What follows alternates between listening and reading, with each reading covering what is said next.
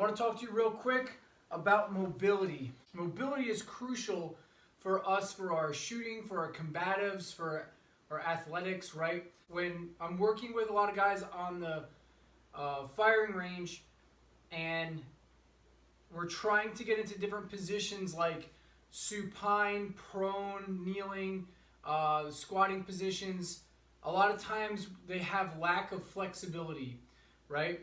And guys will look at what I'm doing like, man, Rich, you're so flexible. And I'm really not that flexible. I'm flexible.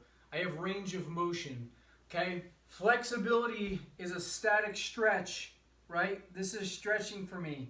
This is hard. Like I can just get to my foot, right?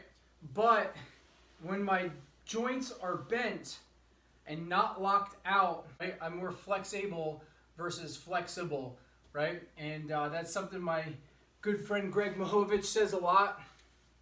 And again, working that range of motion, right, of not locking the joints out but having some bend in those joints and giving us more mobility will allow me more opportunities and more options within my shooting positions, within my combatives, my athleticism, and reduce the chances that I get injured. All right, so we're going to go through and I'm going to break down a few key points of this. Again, this isn't necessarily how I'm going to fight or move. This is a drill, and this one specifically is focused on opening up our hips and our groin, right? To perform many of these movements, it's going to take a lot of core strength to hold us in that position.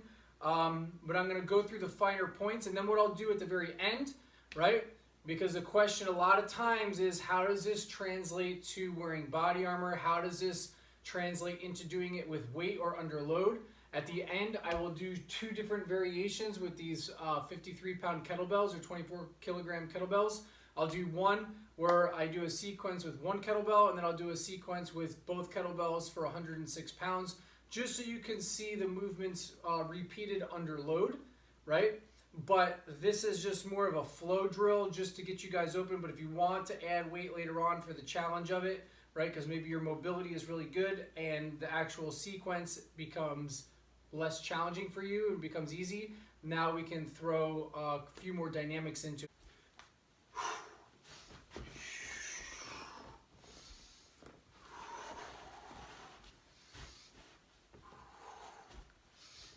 Coming into my full squat, and why we're going to use a full squat is because this position, right, this full squat allows me, one, to change my body position, but this is a go-to position as we go between body positions, whether it's kneeling, prone, supine. So many positions come through this foundation, or the kneeling from this foundation. Both take hip range of motion and mobility. So from here, what we're simply going to do is I'm going to do a good hip opener for this sequence I'm going to give you guys. Okay, so from here, what I'm going to do is I'm going to drop this shin, point my toe, I'm going to roll over my heel without losing my balance and falling back. Come back over my shin, back into that seated position. Okay, so I'm going to come here and I'll flow up. Let's just work body mechanics for a second. Okay, so in this, what I want you guys to do, and this is why, let me go back to why. I was saying the full squat is a good position, okay?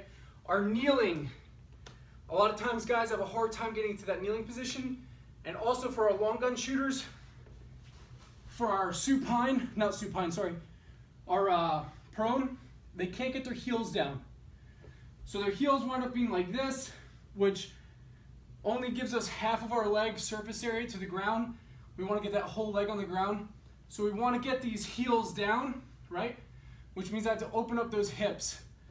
So from here, opening up these hips, here in this position, opening up the hips, here, opening up the hips, and getting into this good deep squat. A lot of us at the gym, we work our squat from here and up, okay? I want to get this strong, okay? And give us some options. So here's what we're going to do. If you need assistance, we can grab an object. It can be the squat rack, it can be a bar, it can be a rubber band. If you have your kettlebells, you can use the kettlebells for this. I'm going to sit back into that full squat. Okay? And I'm going to try to get, if you can see this, my hips behind my heels. And I can just lean back a little bit, taking some of that pressure off my knees. When I go here, this puts a lot of pressure on my knees, so I'm going to lean back.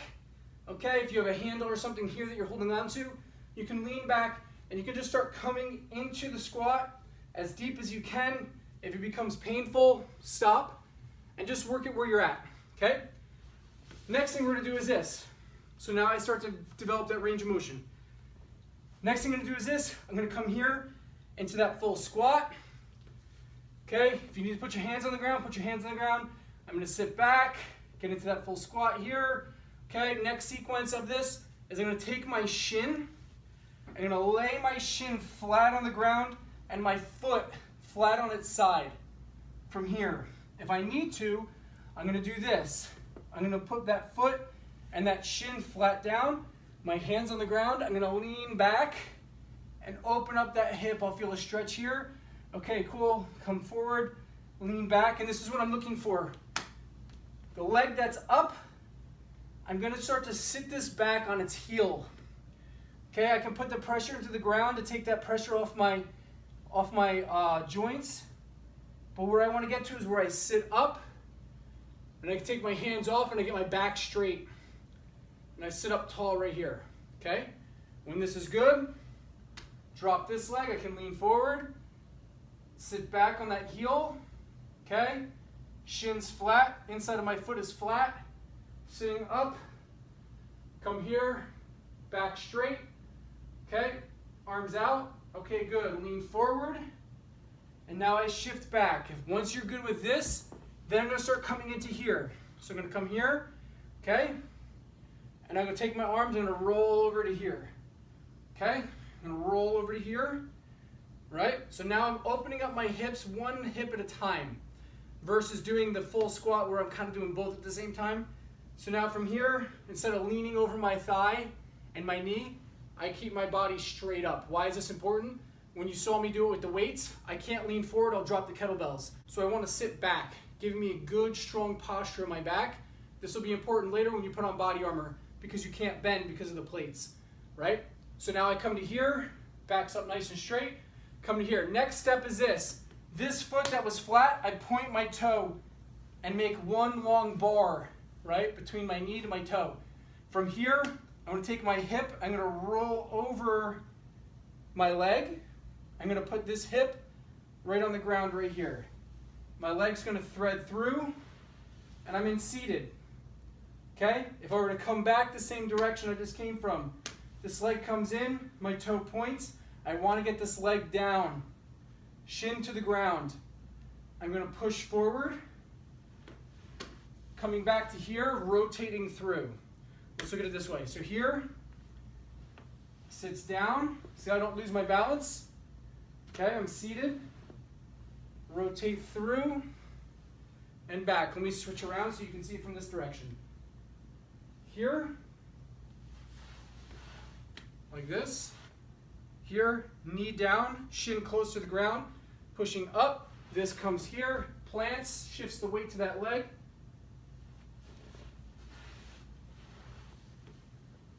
Okay, and now I can start to flow. If I turn around for you, do it this way. Now I can start to move a little bit more dynamically. Okay, and get that flow going. Come into chest position like a goblet squat. Okay, roll through. Come over, good.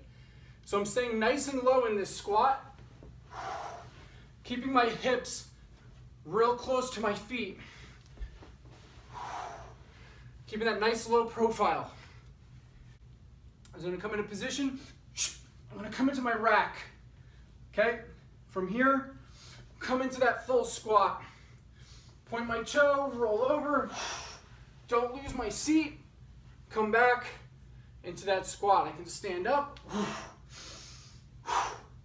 roll over, don't lose my position, come back.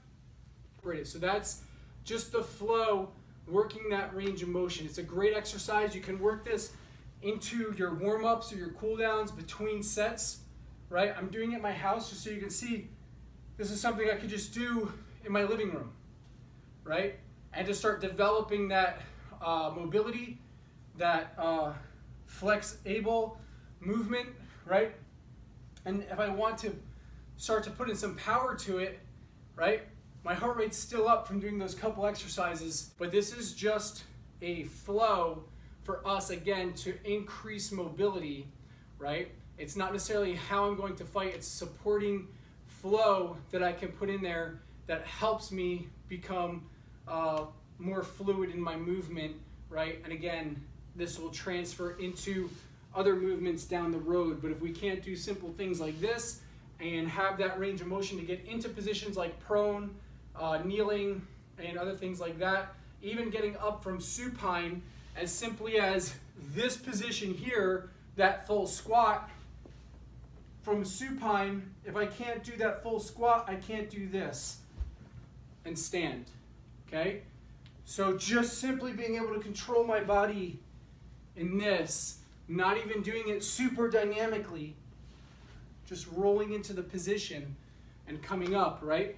These are important. That's all with this hip mobility. Okay, so now one more time, I'll go back to the kettlebell so you can see it one more time. I'll do it sideways like this so you can kind of see from a different angle. Okay, so we'll do the goblet squat. Come here. Okay, roll through. Again, hips nice and low. I can always build a squat into this and stand up. Okay, if I do two down,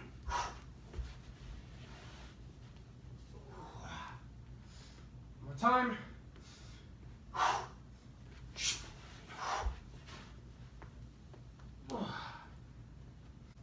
Try that flow, try that sequence. Let me know how it works, see how it opens up your hips, right? And when you start getting into more of our shooting drills and our combat mobility, you'll see how these movements will really help your kneeling, supine, prone, and squat positions for shooting in addition to your combatives. So, hope that helps. Give it a shot. Let me know what you think.